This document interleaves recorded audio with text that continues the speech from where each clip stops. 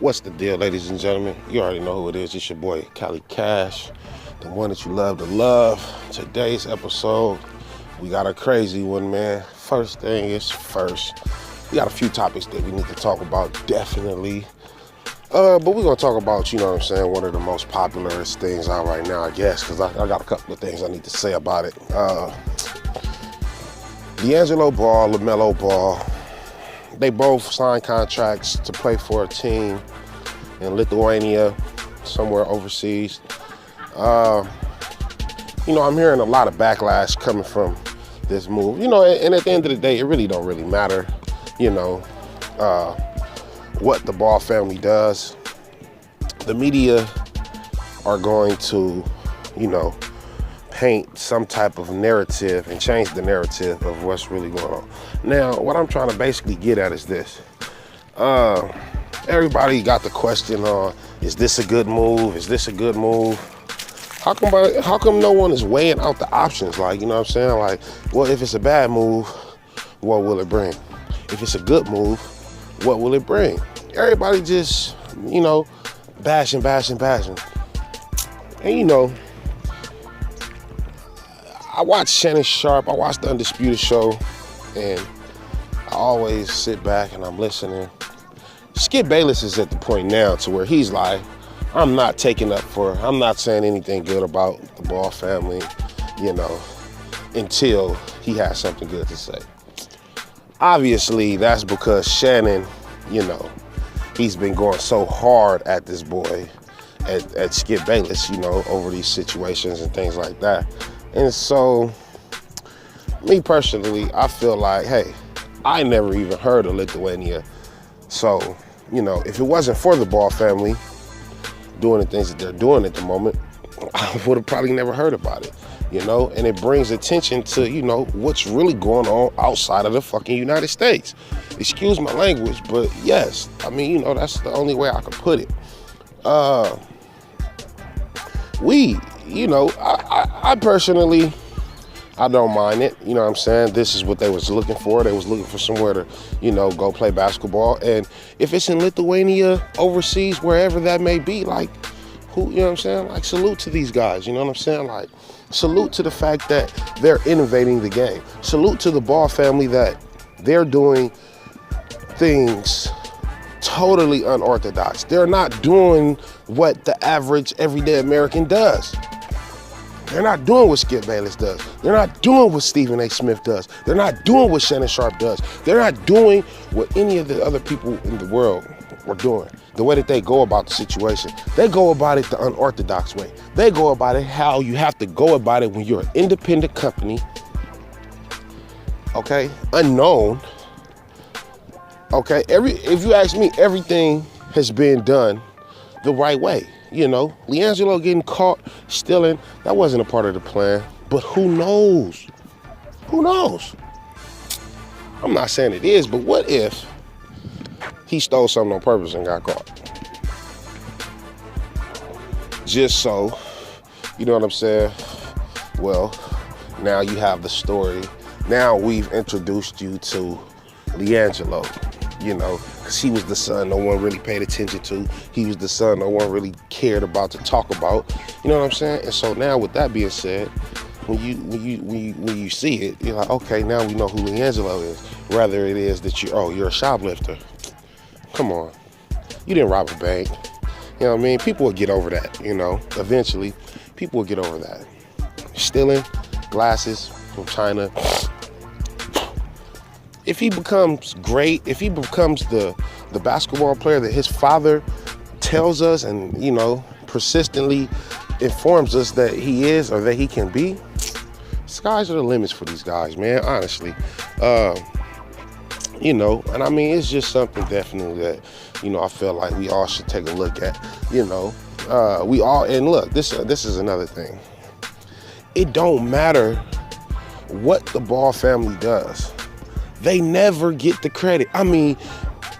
Lonzo will go out and have an excellent game. You know what they're going to say?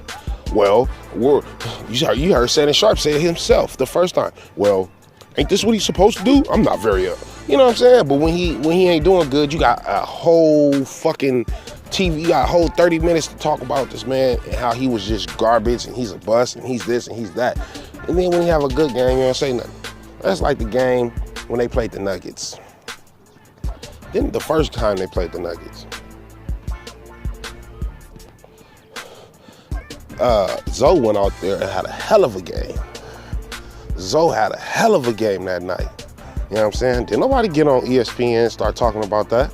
They looked right on over that. You know what I'm saying? Oh, that was, you know, if it ain't nothing negative to talk about, then we don't want to talk about it. But I mean, that's what I'm saying. See, people say, oh, LeVar Ball, he painted the biggest picture, the biggest target on his son's back. And it's not the target made by the NBA players. It's the targets that's been made by the media. See, if you pay attention to it, every time the media asks one of the NBA players about, you know, hey, what you feel about Lonzo Ball? They all give good reports. They don't ever dog him how y'all thought they would dog him. They don't talk about Lonzo Ball in the way that you guys thought that the NBA was going to talk about him. The media is who drags Lonzo's name like dog. They drag his name. You know what I'm saying? Every time. It's the media. LeVar, what they trying to say? LeVar Ball painted a target on his son's back for the media. Not the NBA players. For the media. You see? And look, everybody that actually did try to come out and do some real crazy, wild shit, you know what I'm saying, to Lonzo on the court, he fucking hurt. The biggest one was Patrick Beverly. You know what I'm saying? Patrick Beverly is out for the season. Ain't that crazy?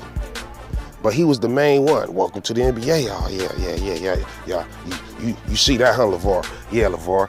Everybody in the NBA gonna come after your sons, like just like that. No, they're not, nigga.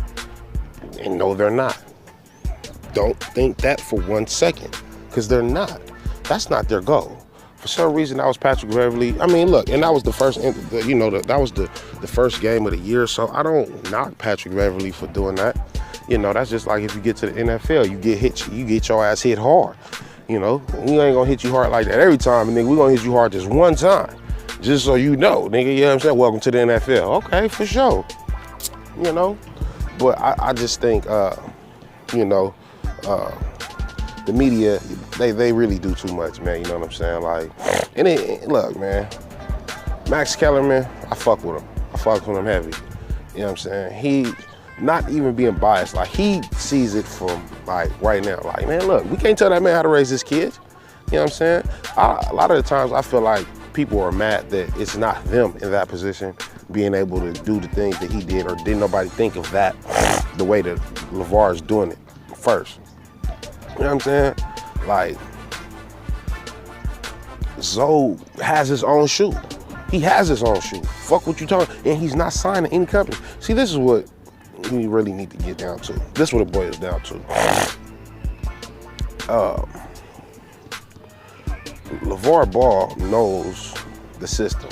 He knows that the NCAA exploits kids. You know what I'm saying? They make money, but the players don't. It don't matter, black, white, Asian, Chinese, it don't matter. The NCAA, they exploit the kids. Even the NBA exploit the kids. That's why LeVar put out the shoe for LaMelo. And you see what they did. It ain't even a rule to say a high schooler can't have his own shoe. Why not? Why not? It ain't no rule, but you gonna make up a rule. You know what I'm saying? Same with LiAngelo, you know what I'm saying? Like, and it was just only a certain amount of time, you know, because you had to know that he had a shoe coming.